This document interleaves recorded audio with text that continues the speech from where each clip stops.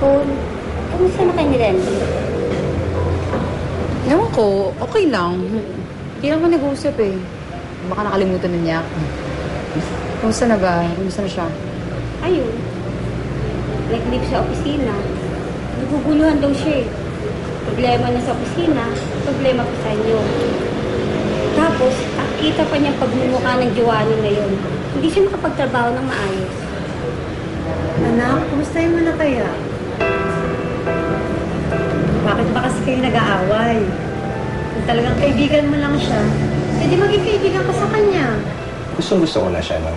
Pero syempre, nahiya rin ako dahil hindi ko alam kung paano ko umpisa yung panliligaw sa kanya. Kasi, iba yung nasanay ka sa ordinaryong tao, sa kilalang tao. Di ba? Hindi naman ako galing sa yung kilala. So, parang hindi ko alam kung paano yung approach na yung ganun. O, di tatawagan ko.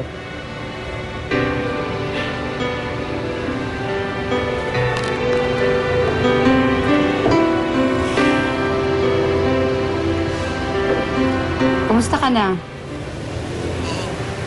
Okay na. Anong okay na? Okay na nga ako. Handa na akong harapin. Ang bukas kasama ko. Tinapos ko na ang lahat ng problema ko. Para tayong dalawa na magkasama sa bukas.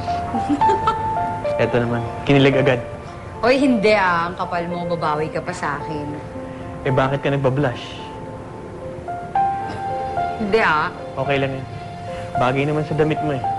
Nasaan ka ba?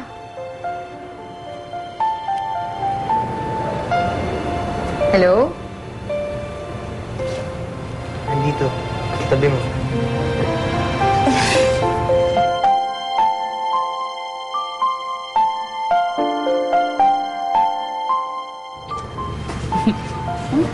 Wala nang atrasan ha. Ano daw? So, little brother, kayo na? Oo, kami na. Tayo na agad. Hindi mo pa nga ako nililigawan. Tayo na. Teka lang. Nililigawan mo ba ako? Ba't ayaw mo ba? Hindi naman sa ganon. Okay lang. Siguro. Kami na nga ate. O sige na nga. O di kami na. Ako'y narito, ngunit sa isang banda, tayo'y nagkatagpo. Na panahon minsan, minsa'y mabait, kahit gano'ng magkasakit. Iba, alam mo yung everyday masaya ka. Walang biro. Everyday masaya ka. As in, hanggang feeling ko siya na, as in, alam mo, ibubuhos mo pala lahat talaga. Kung ano yung gusto niya, sige, bigay mo. Aabutin wagas, kailanman ay di magbabago. Habang buhay kitang pagsisilbihan, habang buhay kitang aalagaan. After 1 month, nag-propose siya. February, nag-propose siya. Agad. So, naging kami ng January 11. After 1 month, nag-propose siya.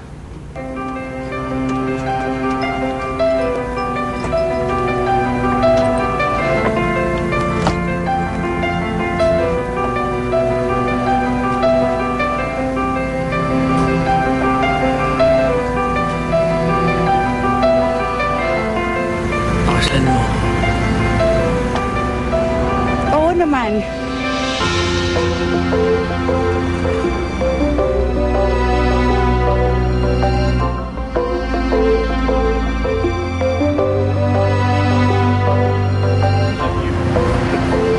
Mahal kita.